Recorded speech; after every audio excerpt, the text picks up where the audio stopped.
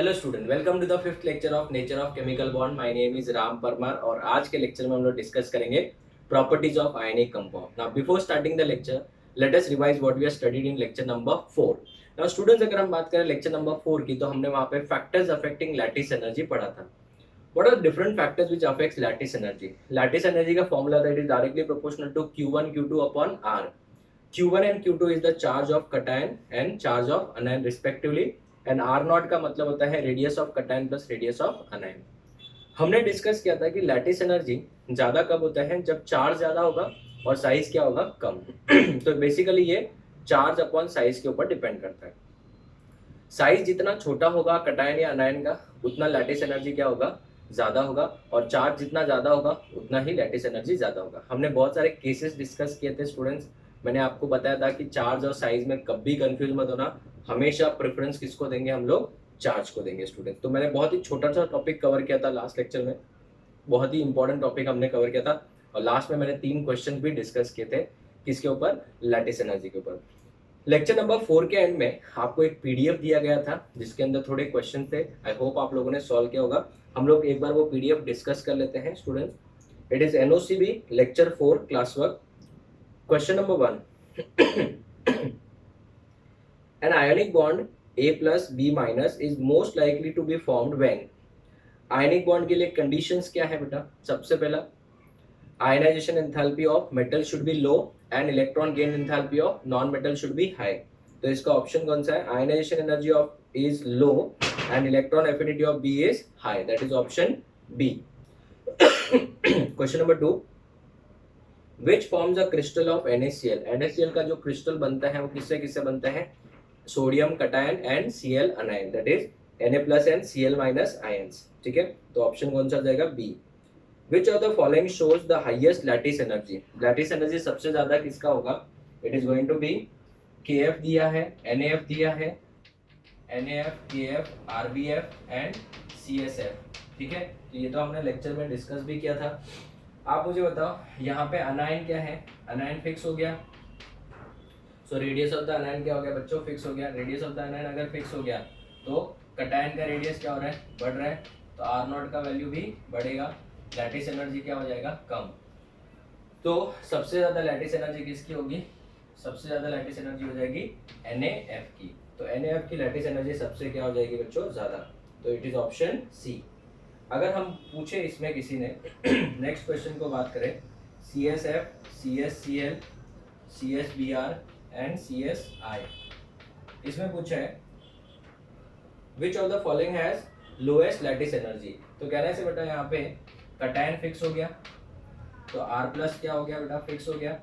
और यहाँ पे R माइनस का साइज बढ़ रहा है, तो R नॉट का साइज भी बढ़ेगा, लैटिस एनर्जी क्या होगा? कम होगा। तो आंसर किसका सबसे कम लैटिस एनर्जी किसका आएगा? CSI का आएगा। तो option is going to be D.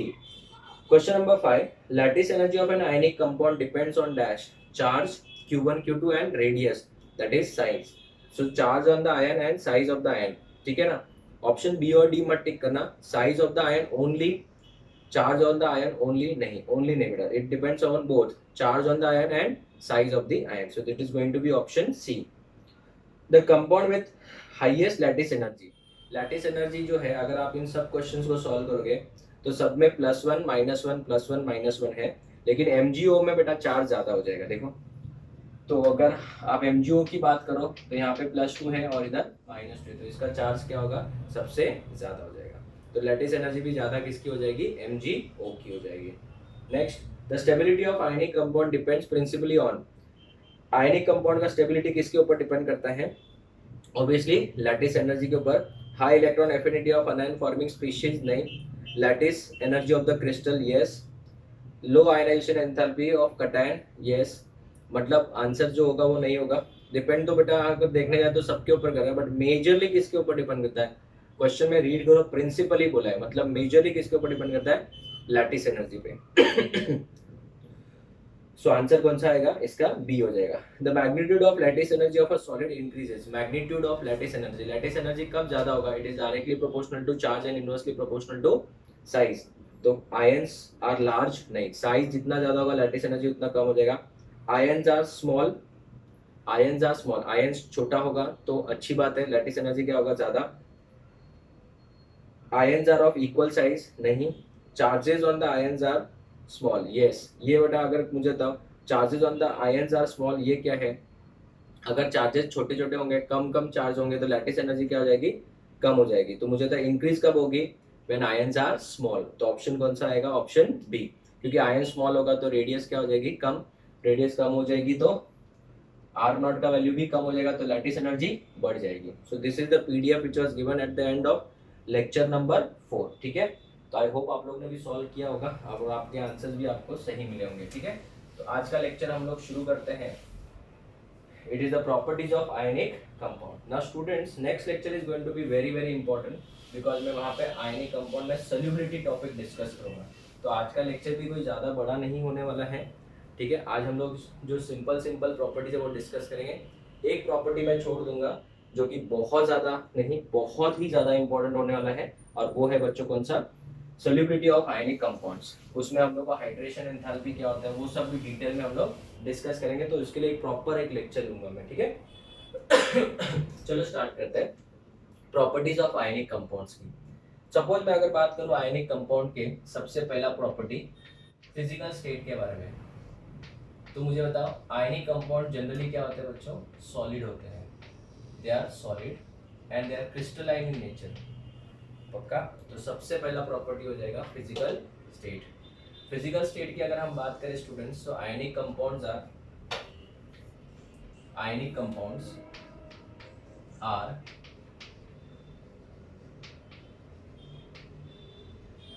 Crystalline solids. Ionic compounds are what, crystalline solids, ठीक है। वो कभी लिक्विड स्टेट या गैसियस स्टेट में एग्जिस्ट नहीं करेंगे। दूसरा अगर हम बात करें point number 2, if you talk about their melting point and boiling point, तो मुझे था बेटा आयनिक कंपाउंड्स में जो अनायन और कटायन के बीच में बॉन्ड होता है वो बहुत ही ज़्यादा स्ट्रांग होता है, और बहुत ज़्यादा स्ट्रांग होने की वजह से बेटा they will have high melting point and boiling point, because इनके बीच में इलेक्ट्रोस्टैटिक फोर्स ऑफ अट्रैक्शन क्या होगा, बहुत ही ज़्यादा। So due to very strong ionic bond, और वो बॉन्ड में फोर्स ऑफ अट्रैक्शन कौन सा होता है, electrostatic force of attraction. Due to very strong ionic bond, that is electrostatic force of attraction, ionic compounds will have high melting point and boiling point. इनका melting point और boiling point क्या होगा बच्चों, ज्यादा होगा, ठीक है। सो फर्स्ट फिजिकल स्टेट के बारे में डिस्कशन किया। जनरली आयनिक कंपाउंड्स क्या होते हैं, they are solid and they are crystalline in nature, तो मैंने क्रिस्टलाइन सॉलिड भी लिख दिया। मेल्टिंग पॉइंट की बात करें, due to very strong ionic bond that is electrostatic force of attraction, they have high melting point and boiling point, ठीक है। तीसरे पॉइंट की बात करें तो स्टूडेंट्स आइसोमेरिज्म। ऑर्गेनिक की बात करें तो मैंने आपको पूरा इसके ऊपर चैप्टर लिया, 33 लेक्चर्स है हमारे आइसोमेरिज्म। आयनिक कंपाउंड जो है वो कभी आइसोमेरिज्म शो नहीं करेंगे। हमने जो पूरा का पूरा ऑर्गेनिक में आइसोमेरिज्म पढ़ा था वो सिर्फ कोवैलेंट कंपाउंड्स का बनाया था, क्योंकि आयनिक बॉन्ड्स जो होते हैं उनका कोई डायरेक्शन नहीं होता है। सो नो आइसोमेरिज्म, अच्छी बात है ना बेटा हमारे लिए। No isomerism shown by ionic compounds, shown by what compounds, ionic compounds। क्यों, इसका रीजन क्या है, because they are non directional. इनका कोई पर्टिकुलर, इनमें बॉन्ड ही नहीं है बेटा एक्चुअली, इसको तो नाम खाली हमने बॉन्ड दिया है, ट्रूली सेंस में तो ये बॉन्ड है ही नहीं, it is just the electrostatic force of attraction. तो कोई बॉन्ड ही नहीं है तो उनका कोई पर्टिकुलर ज्योमेट्री बनेगा नहीं। ये तो बेटा हम लोग 12th में एक चैप्टर पढ़ेंगे सॉलिड स्टेट, ठीक है। सॉलिड स्टेट एक चैप्टर पढ़ेंगे, उसमें सिर्फ और सिर्फ आयनिक कंपाउंड के स्ट्रक्चर्स के बारे में दिया हुआ है, जिसको हम लोग एफसीसी बोल सकते हैं, फेस सेंटर्ड क्यूबिक स्ट्रक्चर। ये सब नाम अभी आपको डराऊंगा नहीं मैं बोल के, ये सब हमको 12th में है, ठीक है। तो स्टूडेंट्स सबसे इंपॉर्टेंट चीज क्या, they show no isomerism because ionic bonds are non directional. तो अभी है ना एक एग्जाम में क्वेश्चन भी आता है, which of the following compound is non directional. तो आपको हमेशा याद रखना, नॉन डायरेक्शनल आया तो मतलब कौन सा वाला कंपाउंड देखना है आपको, आयोनिक कंपाउंड देखना है। तो ऐसे बहुत सारे क्वेश्चंस मैं पीडीएफ में दूंगा जिसमें आपको दिया होगा कि कौन सा कंपाउंड नॉन डायरेक्शनल है। तो अगर आपको नॉन डायरेक्शनल पूछा जाए तो आपको दिमाग में एक ही आना चाहिए, कौन सा कंपाउंड, आयोनिक कंपाउंड। ठीक है, चलो तो कितने पॉइंट्स हो गए बच्चों हमारे, 3 पॉइंट हो गए। चौथा point, let us talk about the very important point, conductivity. ठीक है, सबको पता है बच्चों ionic compounds are dash in nature, solid state में होते हैं बेटा। ठीक है ना, तो सॉलिड स्टेट में आयन जो होंगे उनके बीच में जो फोर्स ऑफ अट्रैक्शन होगा वो बहुत ही क्या होगा, ज्यादा होगा। और अगर फोर्स ऑफ अट्रैक्शन बहुत ही ज्यादा है तो क्या वो सॉलिड स्टेट में इलेक्ट्रिसिटी कंडक्ट कर पाएंगे, नहीं। तो बच्चों अगर हम बात करें सबसे पहले सॉलिड स्टेट में सॉलिड स्टेट में आयंस तो है but are held by, ions are held by strong, they are held by strong electrostatic force of attraction, electrostatic force of attraction। so ions के बीच में बहुत ही ज्यादा strong क्या है बेटा, electrostatic force of attraction, therefore no ions are dash free for what, conduction of electricity, no ions are free for conduction of electricity, therefore we can say ionic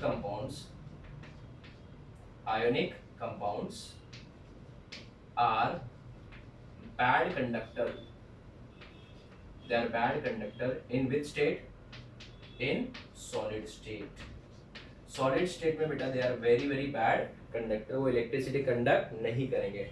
अभी अगर sorry मैं NaCl की बात करूं तो NaCl में तो बेटा Na+ और Cl- है आयंस, Na+ और Cl- आयंस तो है, बट वो इलेक्ट्रिसिटी कंडक्ट नहीं कर सकते बिकॉज उनके बीच में जो फोर्स ऑफ अट्रैक्शन है वो बहुत ही ज्यादा है और उस वजह से वो मूव कर पाएंगे नहीं। तो सॉलिड स्टेट में तो वो लोग कभी इलेक्ट्रिसिटी कंडक्ट नहीं कर पाएंगे, याद रखना, because they have very very strong electrostatic force of attraction. और ये बहुत बार एमसीक्यूज में पूछा भी गया है कि क्या वो सॉलिड स्टेट में इलेक्ट्रिसिटी कंडक्ट कर पाएंगे, नहीं।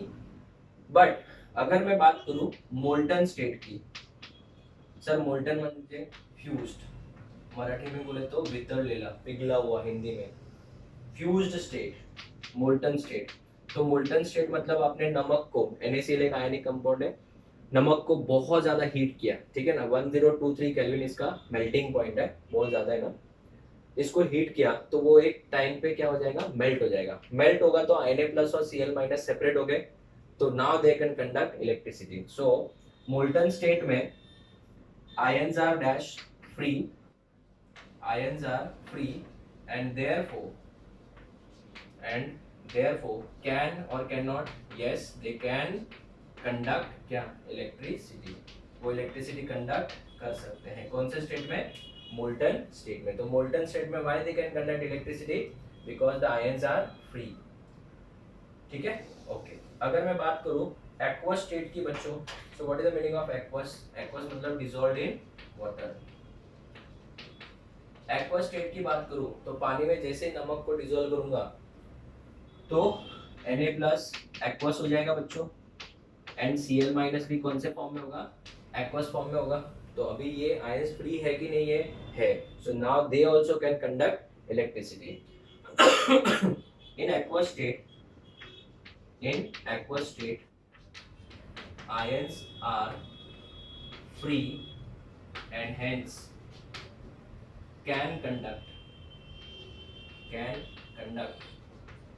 क्या बच्चों, इलेक्ट्रिसिटी।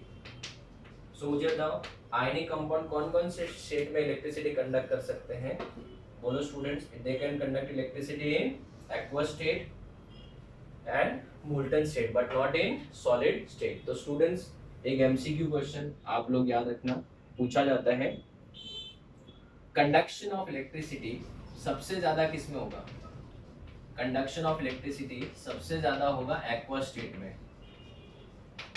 सबसे ज्यादा किसमें होगा, एक्वस स्टेट में, ठीक है। फिर किसमें होगा, कम मोल्टन स्टेट में, और सबसे कम किसमें, सॉलिड स्टेट में तो ऑलमोस्ट नहीं होगा। तो याद रखना, एक्वस स्टेट में conduction of electricity is greater than which state, molten state में, और सॉलिड स्टेट में तो इलेक्ट्रिसिटी कंडक्ट करेगा ही नहीं। This is very very important. Is it clear? तो स्टूडेंट्स, कंडक्टिविटी सॉलिड स्टेट मैंने पढ़ा दिया, मोल्टन स्टेट और फ्यूज स्टेट मैंने सिखा दिया, एंड एक्वस स्टेट भी मैंने सिखा दिया, ठीक है। सो हम लोग ने कौन कौन से पॉइंट डिस्कस किए, physical state, melting point, isomerism, conductivity. Next fifth point is very very important, that is isomorphism. ये हमारा बहुत ही इंपॉर्टेंट पॉइंट है और आज के लेक्चर का लास्ट पॉइंट भी है, ठीक है। आज हम लोग यहीं तक पढ़ेंगे, बिकॉज मैंने आपको पहले ही बोला था सॉल्युबिलिटी के लिए मैं पूरा एक लेक्चर ही लेने वाला हूँ अलग से। So sixth point is going to be solubility that we will cover in the next lecture. But isomorphism भी हमारे लिए बहुत ज़्यादा important है, ठीक है। Now what is the meaning of isomorphism? Iso का मतलब होता है same, ठीक है। Morphology मतलब structure, रूप, ठीक है। So अगर दो आयनिक कंपाउंड का क्रिस्टल का स्ट्रक्चर अगर सेम है तो हम उनको क्या बोलेंगे, they are isomorphous. So two or more ionic compounds having same crystal structure are called isomorphous. Are called what? Isomorphous. So दो अगर क्रिस्टल का स्ट्रक्चर सेम हो, दो क्रिस्टल का स्ट्रक्चर क्या हो, सेम हो, तो हम लोग ऐसे आयनिक कंपाउंड्स को क्या बोलेंगे, दैट दे आर आइसोमॉर्फस, ठीक है ना। स्टूडेंट्स, अभी बहुत सारे स्टूडेंट्स बैठे बैठे सोचते होंगे, सर हमको कैसे पता चलेगा कि कोई भी दो कंपाउंड, एग्जाम में कैसा होता है, कोई भी दो कंपाउंड देंगे आपको और बोलेंगे ये आइसोमॉर्फस है या नहीं। तो what are the conditions for isomorphism? Conditions for isomorphism के लिए कंडीशंस क्या है, ठीक है। तो स्टूडेंट्स, हम लोग इसमें केस 1 पढ़ेंगे, केस 1 फॉर बाइनरी सॉल्ट्स। कौन से सॉल्ट्स? बाइनरी सॉल्ट्स के बारे में बात करें। Now what is the meaning of binary salt? Binary salt मतलब क्या बच्चों, सिंपल सॉल्ट्स होंगे, ठीक है, उनको हम लोग बोलेंगे बाइनरी सॉल्ट। जैसे मैं एग्जांपल के तौर पे NaCl बोल दूं एक कटायन एक anion, simple cation simple anion होगा। So binary salts are those salt which have simple cation and simple क्या, अनायन, जिसका कटायन भी सिंपल हो और अनायन भी क्या हो बेटा, सिंपल। जैसे अगर नहीं समझो तो मैं एग्जांपल देके समझाता हूँ। एग्जांपल जैसे मैं बोलूँगा NaCl, तो कटायन कौन है, Na+, अनायन कौन है, Cl-। में अगर बोल दूँ एग्जांपल MgO, तो MgO बेटा क्या है, एक सिंपल सॉल्ट है, ठीक है। Mg और O, AlCl3, ये सब कौन से टाइप के सॉल्ट है बच्चों, सिंपल सॉल्ट है, जिसमें सिंपल कटायन है और सिंपल क्या है, अनायन है। इनको बाइनरी सॉल्ट्स भी बोलेंगे, ठीक है, एक कटायन और एक अनायन। अभी कंडीशंस क्या है, वेदर ये दो कंपाउंड ही ले लेते। चलो, अगर मुझे पता करना है कि क्या NaCl और MgO का क्रिस्टल स्ट्रक्चर सेम है या नहीं है, आर दे आइसोमॉर्फस, क्या मैं इनको आइसोमॉर्फस बोल सकता हूँ, तो वो कंडीशंस क्या है वो हम लोग नेक्स्ट बोर्ड पे डिस्कस करेंगे। तो स्टूडेंट्स, अभी हम लोग डिस्कस करेंगे for binary compounds what are the conditions for isomorphous, ठीक है, और आइसोमॉर्फिज्म। तो आप इसका फोटो लो, फिर हम आगे बढ़ते हैं। Okay students, so let us discuss the first case, that is for binary salts. Binary salts के बारे में डिस्कस करेंगे, क्या क्या कंडीशंस है, ठीक है। The first condition is, condition number 1, formula type of the compound should be same. Formula type of compound should be same. Now what is the meaning of this? Formula type of the compound should be same मतलब क्या, इसको मैं अच्छे से example से समझाता हूँ, ध्यान देना। एग्जांपल की बात करें तो जैसे अगर मेरे पास में समझो NaCl है और मेरे पास MgO है, मुझे पता करना है कि ये दो कंपाउंड आइसोमॉर्फस है या नहीं है। तो मैं क्या करूंगा, पहले देखूंगा इसमें कटायन कितना है। कटायन कितना है बच्चों, 1। एक ही सोडियम है, आराम से रिलैक्स, सोडियम एक ही है। क्लोरीन कितना है, 1 है। तो इसका फॉर्मूला टाइप हो जाएगा 1:1। नंबर देखना है, चार्ज नहीं देखना है। आई रिपीट, नंबर देखना है, कितने सोडियम कितने क्लोरीन। इससे आसान दुनिया में क्या हो सकता है, केमिस्ट्री सो सिंपल है। नेक्स्ट, Mg कितना है, 1। एक Mg है। ऑक्सीजन कितना है, 1। सो formula type of the compound should be same. ये फॉर्मूला टाइप क्या है, 1:1। Here also it is 1:1। Formula type of the compound should be same. क्या कंपाउंड का फॉर्मूला टाइप सेम है, यस। तो ये आइसोमॉर्फस हो सकते हैं, मैंने बोला नहीं है, हो सकते हैं। ये कंडीशन नंबर 1 है। चलो एक और एग्जांपल लेते हैं। आप मुझे बताओ, NaF and CaS, calcium sulphide. Take your time, बोलो इसका फॉर्मूला टाइप 1:1। इसका फॉर्मूला टाइप बच्चों 1:1। परफेक्ट, ठीक है। एक और एग्जांपल लेते हैं, MgCl2 AlCl3 AlCl3। तो चलो बताओ कितने Mg कितने हैं, 1। सो 1:2। 2 क्लोरीन है, 2। एल्यूमिनियम कितना है, 1 है। 2 क्लोरीन कितने हैं, 3। सो मुझे बता, क्या यहाँ पे फॉर्मूला टाइप सेम है, नहीं है। तो मुझे बता, ये वाले आइसोमॉर्फस हो सकते हैं, कंडीशन नंबर 1 में सेटिस्फाई हो गया। ये भी हो सकते हैं, यहाँ पे formula type of the compound is not same. तो ये कंपाउंड आइसोमॉर्फस है या नहीं है, देख के मालूम पड़ गया कि आइसोमॉर्फस नहीं है। तो मुझे बता, 4 ऑप्शन दिए थे, 1 2 3 और लास्ट में दिया था नन ऑफ दिस। तो उससे मुझे था, ये तो पहले ही कंडीशन में क्या हो गया, रूल आउट हो गया। तो मुझे था, what is the first condition बच्चों, formula type of the compound should be same. Compound का जो फॉर्मूला टाइप है वो क्या होना चाहिए, सेम होना चाहिए, तभी वो आइसोमॉर्फस होगा। This is the first condition. So what is the second condition, यहाँ पे लिखते हैं नीट एंड क्लीन। चलो देखते हैं। सेकंड कंडीशन है, कटायन और कटायन का, अगर मैं इन दोनों को कंपेयर कर रहा हूं, तो कटायन और कटायन का इलेक्ट्रॉनिक कॉन्फ़िगरेशन सेम होना चाहिए। इस अनायन के साथ इलेक्ट्रॉनिक कॉन्फ़िगरेशन सेम होना चाहिए। So second condition is electronic configuration basically this is nothing but size only. Electronic configuration of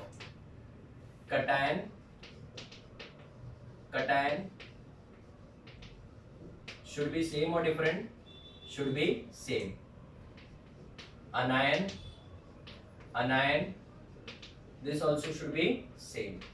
तो कटायन का कटायन के साथ, अनायन का अनायन के साथ, कटायन अनायन नहीं, इसके लिए मैंने अलग लिख के दिया। जैसे अपन एग्जांपल लेते हैं, मुझे तब पहली एग्जाम में कौन पास हो गए थे, ये दोनों पेयर पास हो गए थे। चलो इनको अभी यहाँ पे लेते हैं, ठीक है। चलो अगर मैं बात करूं NaCl की, ठीक है, और MgO की, मुझे बताओ यहाँ पे कटायन कौन है, Na+ है।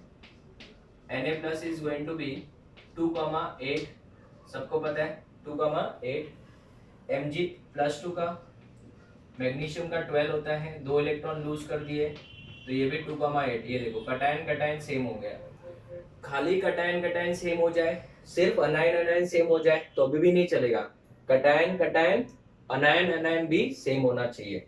तो अभी अनायन कौन है, Cl माइनस मतलब 18 इलेक्ट्रॉन्स। सो 2,8,8 2,8,8 हो गया, ठीक है। उसके बाद में ऑक्सीजन का कितना होता है, -2 इधर, तो इधर 2,8 हो गया ना बच्चों। तो फिर क्या ये सेम है, नहीं है। सो आर दे आइसोमॉर्फस, नहीं। So therefore NaCl and MgO are not isomorphous, ठीक है, दे आर नॉट आइसोमॉर्फस। दूसरा एग्जांपल लेते हैं NaF एंड CaS। मुझे तो देख के इसको भी पता चल गया कि ये भी दोनों आइसोमॉर्फस हो नहीं सकते। ये तो 2,8 है, ये 2,8,8 है।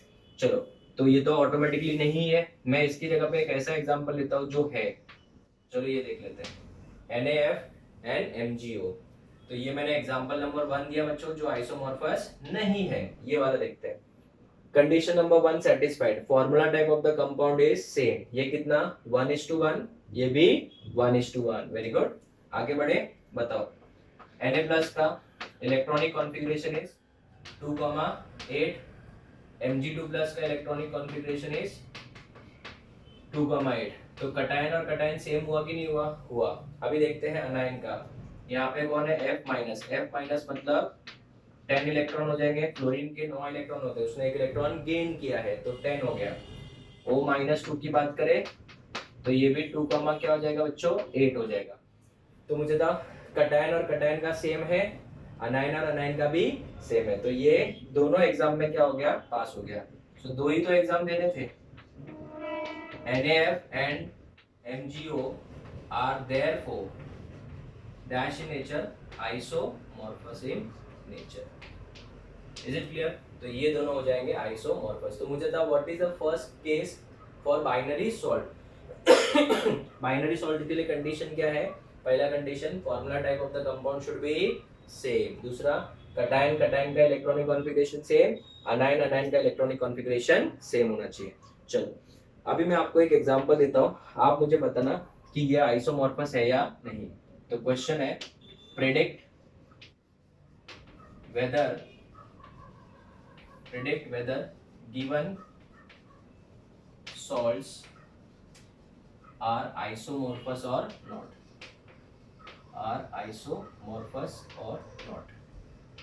Clear?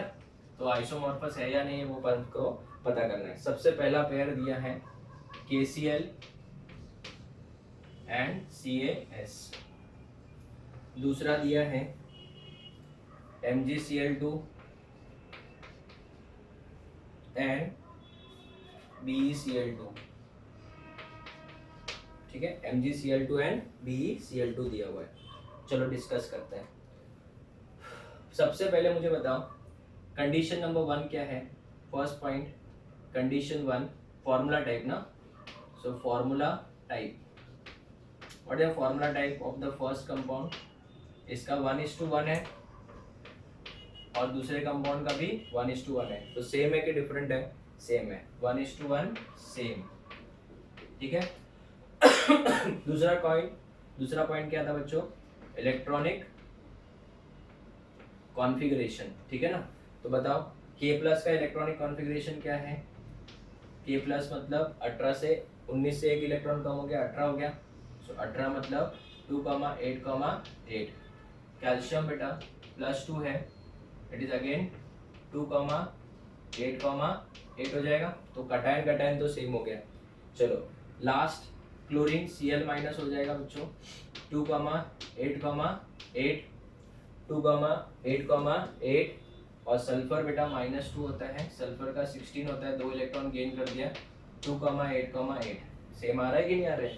So therefore we can say KCl and calcium sulfide are dash in nature, isomorphous in nature। एकदम सिंपल, they are isomorphous। ठीक है। दूसरा, what is the formula type? formula type बेटा बताओ। formula type is 1:2। एक तो magnesium, 2 chlorine, एक beryllium, 2 chlorine. तो ये फर्स्ट एग्जाम में पास हुआ या फेल हुआ? पास हुआ। दूसरा, अभी इसके इलेक्ट्रॉनिक कॉन्फ़िगरेशन वाली एग्जाम देखनी पड़ेगी। इलेक्ट्रॉनिक कॉन्फ़िगरेशन में अगर मैं बात करूं, Mg2 प्लस है, Mg2 प्लस का 2,8 होता है ना। आराम से तसल्ली से सॉल्व करना है, घाई नहीं करना है। बेरिलियम बेटा टोटल नंबर ऑफ इलेक्ट्रॉन 4 होता है, बट उसने 2 इलेक्ट्रॉन लूज कर दिए। ओ नहीं हो रहा सेम सर, लेकिन अनायन तो सेम है। अनायन सेम नहीं, सब कुछ सेम होना चाहिए। एग्जाम में पास हो रहे तो सब एग्जाम में पास होना पड़ेगा। सो डायरेक्टली मैं तो आगे चेक ही नहीं करूंगा। So therefore MgCl2 and BeCl2 are not isomorphous। तो ऐसे क्वेश्चन एग्जाम में आएंगे तो आई थिंक आप लोग कर पाओगे अभी अच्छे से, ठीक है। सो आइसोमॉर्फस है या नहीं है, मैंने केस 1 अच्छे से डिस्कस कर दिया। तो मुझे था बेटा वापस से मेरे साथ रिवाइज करो, सर आप तो परेशान कर देते हो, सिखाते इतना स्लो सिखाते हो। तो मुझे एक ही है बेटा, जितना प्यार से चीज़ों को सीखोगे, ठीक है ना। घर में हम लोग क्या बोलते हैं, कभी कोई आप बहुत ऐसा जिद करते हो तो एक जन तो पापा जो है या मम्मी है वो आपको डांटते हैं, और एक जो है वो क्या बोलते हैं, अरे प्यार से समझाओ ना, बच्चा है समझ जाएगा। तो वैसे ही मैं भी वही फंडा फॉलो कर रहा हूँ, प्यार से चीज़ों को समझाऊंगा, आपके दिमाग में पूरा का पूरा एज इट इज उतार दूंगा, ठीक है। फिर हम लोग लॉक कर देंगे, बाहर नहीं निकलेगा, लेकिन एग्जाम के टाइम निकालना है आपको, ठीक है। तो स्टूडेंट्स केस 1 हमने डिस्कस कर दिया for dash salts, binary salt. अभी कॉम्प्लेक्स सॉल्ट्स के लिए हम लोग नेक्स्ट बोर्ड पे पढ़ेंगे। तो एक बार मेरे साथ रिवाइज कर लीजिए। Condition number 1, formula type of the compound should be same होना चाहिए। दूसरा, इलेक्ट्रॉनिक कॉन्फ़िगरेशन कटायन कटायन का सेम, अनायन अनायन का सेम, ठीक है। और डोंट वरी, एग्जाम में सिंपल क्वेश्चन आते हैं, कोई डी ब्लॉक का एफ ब्लॉक का ऐसा एलिमेंट नहीं आएगा, डोंट वरी। यहाँ पे सर कुछ अलग ही एलिमेंट डाल दिया, वैसा नहीं होता है, ठीक है। तो स्टूडेंट्स इसका फोटो ले लो, फिर हम आगे बढ़ते हैं। Okay students, so let us discuss the case 2, very very important for metal oxysalt or complex salts भी बोल सकते हैं लोग। Now what is the meaning of metal oxysalts? Now students, इसमें जो आयनिक बॉन्ड होगा वो या तो सिंपल कटायन होगा, कटायन क्या होगा, सिंपल होगा, एंड पॉलीएटॉमिक अनायन होगा। अनायन जो होगा उसमें बहुत सारे क्या होंगे बच्चों, एटम्स होंगे, पॉलीएटॉमिक अनायन, ठीक है। सर ऐसे नहीं समझ रहे, ठीक है, तो एग्जांपल लेते ना, टेंशन क्यों ले रहे हो। Example NaNO3। अभी अगर मैंने NaNO3 बोला तो NaNO3 भी तो एक सॉल्ट है ना, सोडियम नाइट्रेट, ठीक है। Na3PO4। तो मुझे एक बात बताओ, सबको पता होगा NaNO3 का मतलब क्या, Na plus and NO3 minus. तो मुझे तो कटायन कैसा है, सिंपल है। अनायन कैसा है, पॉलीएटॉमिक, मतलब जिसमें बहुत सारे, अनायन मतलब माइनस, पॉलीएटॉमिक जिसमें ज्यादा आयन हो, अच्छा ज्यादा क्या हो, एटम्स हो। अगर मैं इसको ब्रेक करूं तो Na प्लस मिलेगा, और क्या मिलेगा, PO4 3 माइनस मिलेगा, फॉस्फेट आयन बोलते हैं इसको। तो कटायन तो सिंपल है और अनायन क्या है, पॉली एटॉमिक है बेटा, ठीक है। तो इन दोनों के बीच में बॉन्ड कौन सा है, आयोनिक बॉन्ड है। चलो, या फिर क्या हो सकता है, पॉलीएटॉमिक कटायन हो सकता है, polyatomic cation and simple अनायन। Sir इसका भी एग्जांपल दो। इसका एग्जांपल सबसे बेस्ट हो जाएगा आपका NH4Cl। NH4Cl सबको पता है, it breaks up into what and what, NH4 plus and Cl minus. तो NH4 प्लस क्या हो जाएगा, पॉलीएटॉमिक कटायन, और Cl माइनस क्या है, सिंपल अनायन है बेटा।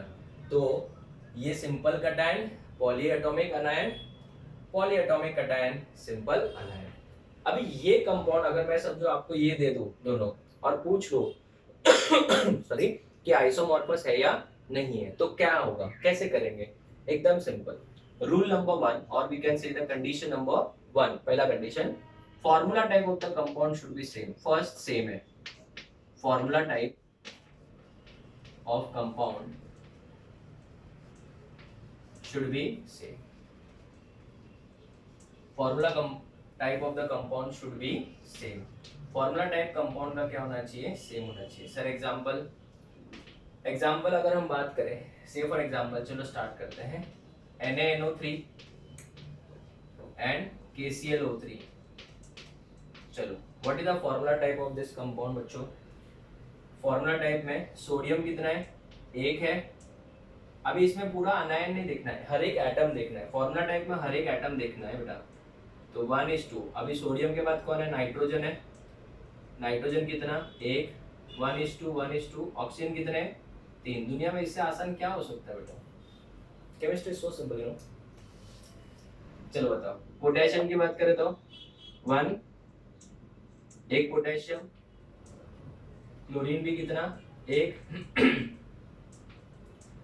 एंड यहाँ पे क्या होगा 3। सो formula type of the compound is same और डिफरेंट, सेम, ठीक है। दूसरा मेरे पास में दिया है KMnO4, KMnO4, ठीक है, और दिया है KClO4, potassium chloride, this is potassium पर मैंगनेट।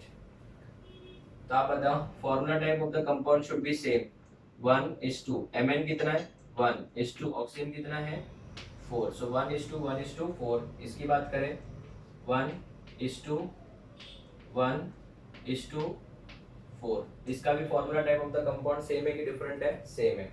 तो दे मे बी आइसोमॉर्फस, मैंने बोला मे बी। हाँ, थर्ड एग्जांपल ये ले लेते हैं NaNO3, या चलो Na2SO4 ले लेते हैं एंड Na3PO4 ले लेते हैं, ठीक है। तो चलो आप लोग अभी सोचो इसके बारे में कि राम भरोसे बैठोगे नहीं ना, बोलो हाँ, वेरी गुड। क्या है इसका आंसर 2, 2:1, 1:4, 2:1:4 आया। इसका बताओ 3:1:4। तो क्या ये दोनों सेम है? तो दे आर नॉट आइसोमॉर्फस, ये may be isomorphous. First exam में ये लोग पास हो गए फर्स्ट एग्जाम में क्या हो गए, पास हो गए। दूसरा कंडीशन सर क्या है, दूसरा condition number 2, cations should have nearly same,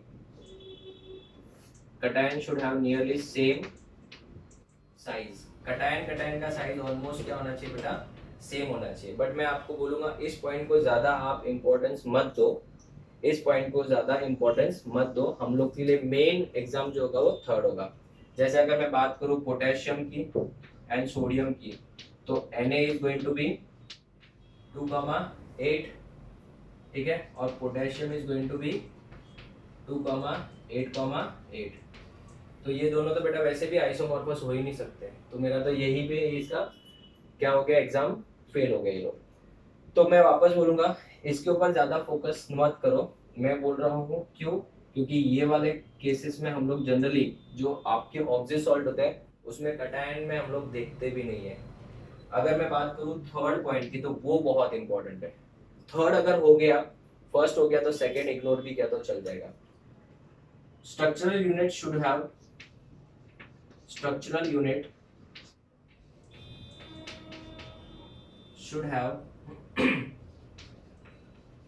have same hybridisation.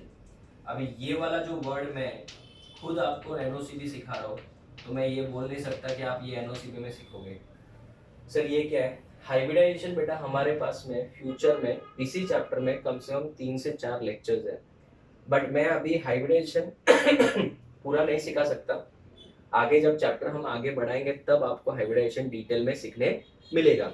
But मैं अभी आपको जो बोल रहा हूँ उतना प्लीज याद रखिएगा कि अगर कभी भी अनायन में, अनायन मतलब ये वाला अनायन, अगर उसमें कभी बोरॉन आ जाए, कार्बन आ जाए, नाइट्रोजन आ जाए, तो उनका हाइब्रिडाइजेशन होगा sp2, जिसका शेप होगा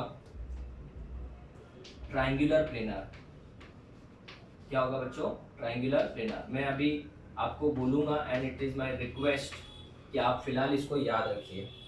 क्या रखिएगा याद? मैं एग्जांपल से समझाऊंगा, बट इसके बारे में डिटेल में हाइब्रिडाइजेशन के ऊपर हमारे कम से कम 3 से 4 लेक्चर्स है। तसल्ली से, आराम से, टेंशन मत लेना। फॉस्फोरस हो जाए, सल्फर हो जाए या हैलोजन आ जाए, तो उनका हाइब्रिडाइजेशन हमेशा sp3 होगा, और इसको हम लोग शेप वाइज क्या बोलेंगे, टेट्राहेड्रल। तो अनायंस का शेप्स क्या होना चाहिए बच्चों? सेम होना चाहिए। जैसे अगर मुझे इन दोनों का आइसोमॉर्फस बताना है, तो पहले तो फॉर्मूला टाइप ही सेम नहीं है, तो definitely they can not be isomorphous. But second time क्या, इनका हाइब्रिडाइजेशन क्या होना चाहिए, अनायन का सेम होना चाहिए। तो अभी मुझे बताओ ये कैसे, मैं आपको एग्जांपल देके समझाता हूँ। वापस बोलूंगा बच्चों, फिलहाल इसको क्या रखना है, याद ही रखना है। अगर मैं बात करूं, मेरे पास में दो कंपाउंड कौन से आ गए थे, NaNO3 आ गया था, और कौन आ गया था, KClO3 आ गया था कि नहीं आ गया था, बराबर है। तो आप बताओ क्या ये आइसोमॉर्फस है या नहीं है, वो कैसे चेक करेंगे। Formula type of the compound same है कि डिफरेंट है, 1:1:3 आ गया था। यहाँ पे फॉर्मूला टाइप क्या था बेटा, 1:1:3। तो फॉर्मूला टाइप सेम हुआ कि डिफरेंट हुआ, सेम। Na प्लस और K प्लस का साइज तो बेटा अलग अलग है, तो वैसे भी नहीं हो सकता। बट मैं आपको इसका तीसरा तरीका बताता हूँ। यहाँ पे अनायन कौन है, NO3 माइनस है, और यहाँ पे कौन है ClO3 माइनस है। मुझे बता बेटा, इसके अनायन का सेंट्रल एटम कौन है, ये सेंट्रल एटम देखने का, फर्स्ट एटम देख लेने का। नाइट्रोजन है, तो नाइट्रोजन हुआ तो क्या हाइब्रिडाइजेशन हुआ, sp2 हुआ, और sp2 मतलब ट्राइंगुलर प्लेनर, ट्राइंगुलर प्लेनर, ये फिलहाल याद रखना है, ट्राइंगुलर प्लेनर। जबकि उसका क्या है, क्लोरीन, क्लोरीन मतलब हेलोजन हुआ, और हेलोजन हुआ मतलब sp3 हुआ।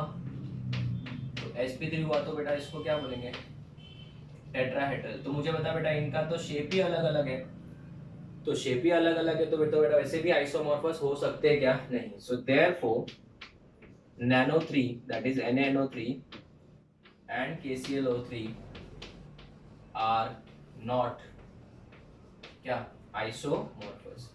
क्या ये आइसोमॉर्फस है, दे आर नॉट आइसोमॉर्फस, ये कभी आइसोमॉर्फस नहीं हो सकते, वैसे भी नहीं हो सकते। सर एक और एग्जांपल दो जो आइसोमॉर्फस हो। चलो दूसरा वाला डिस्कस करते हैं, ठीक है। KMNO4 and KClO4, formula type of the compound same है। चलो फॉर्मूला टाइप सेम है, 1:1:4 1:1:4, ठीक है, सेम हो गया। कटायन कटायन तो सेम ही है। अगर मैं बात करूं, यहाँ पे कौन है, MnO4 माइनस है, एक K के ऊपर +1 होता है ना, तो MnO4 के ऊपर माइनस हो जाएगा। K के ऊपर प्लस होता है, तो ClO4 को लिखेंगे तो क्या लिखेंगे, माइनस लिखेंगे, ठीक है। अभी याद रखना बच्चों Mn का मैंने यहाँ पे लिखा नहीं है, बट उसका हाइब्रिडाइजेशन होगा बच्चों sp3, क्या हो जाएगा sp3, और इसका भी क्या होगा sp3, इसका तो पता ही है, इसका याद रखना, मैं बता रहा हूँ। क्रोमियम का भी रहता तो sp3 होता।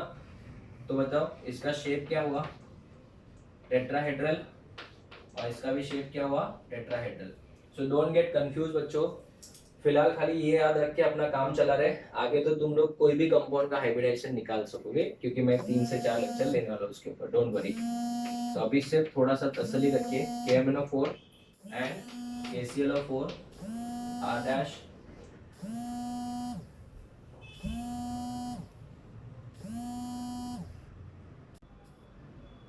okay sir, sorry, KMNO4 and KClO4, right, they are what, isomorphous। तो ये कंपाउंड आइसोमॉर्फस होंगे या नहीं होंगे, होंगे, ठीक है। तो स्टूडेंट्स ये हो गया आपका कौन सा, मेटल ऑक्सी सॉल्ट्स के। ना इसके मैं थोड़े और एग्जांपल देके आपको और प्रैक्टिस कराता हूँ, ठीक है। तो वापस से मैं बोलूंगा students, again I am saying, इसके ऊपर ज्यादा टेंशन मत लीजिए, ये वाला पार्ट फिलहाल याद रखिए, बिकॉज आगे हाइब्रिडाइजेशन करके पूरा एक टॉपिक है जिसके ऊपर 3 से हमारे 4 लेक्चर्स ही होने वाले हैं। So don't worry about that part. आप लोग फिलहाल के लिए इसको सिर्फ याद रखें कि इनके ऑक्साइड्स के जो सॉल्ट्स है उनका शेप क्या होता है, ठीक है। तो आप इसका फोटो लो, फिर मैं थोड़े और एग्जांपल डिस्कस करता हूँ। Okay students, so let us discuss this question, very important. Predict whether the given salts are isomorphous or not। हमको प्रिडिक्ट करना है कि जो सॉल्ट हमको दिए हैं वो आइसोमॉर्फस है या नहीं है, ठीक है। तो कंडीशंस को अगर वो फुलफिल कर रहे हैं तो वो आइसोमॉर्फस होंगे, और नहीं फुलफिल करे तो आइसोमॉर्फस नहीं होंगे। तो सबसे पहले मुझे बताओ, condition number 1, formula type of the compound should be same. तो इट इज 2, पोटेशियम 2, क्रोमियम 1, और ऑक्सीजन कितने, 4, 2:1:4। यहाँ पे भी सेम 2:1:4। तो formula type of the compound is same. Cation cation तो सेम ही है। अनायन की अगर बात करें तो मुझे था अनायन में यहाँ पे पोटेशियम कितने, 2 है ना, कटायन में 2 पोटेशियम है तो 2 इसके ऊपर माइनस आएगा, और यहाँ पे SO4 के ऊपर भी क्या आएगा, -2 आएगा। मैंने आपको पहले बोला था क्रोमियम का जो कंपाउंड होगा उसका हाइब्रिडाइजेशन क्या होगा, sp3, और सल्फर का तो मैंने आपको लिखवाया ये, वो भी क्या होगा, sp3। तो दोनों का शेप क्या है, टेट्राहेड्रल। इसका मतलब क्या हुआ, therefore K2CrO4 and K2SO4 are dash, they are isomorphous। ठीक है स्टूडेंट्स, तो फिलहाल सिर्फ आप ये थोड़ा पार्ट याद रखना, बाकी सब अपना क्लियर है।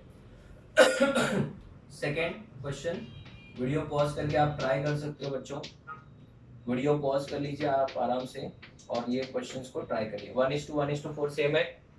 फिर कटायन दो, इन दोनों का साइज तो ऑलमोस्ट सेम ही होगा, ये 2,8,8, ये भी 2,8,8, नहीं भी होगा तो चलेगा, डोंट वरी अबाउट दैट।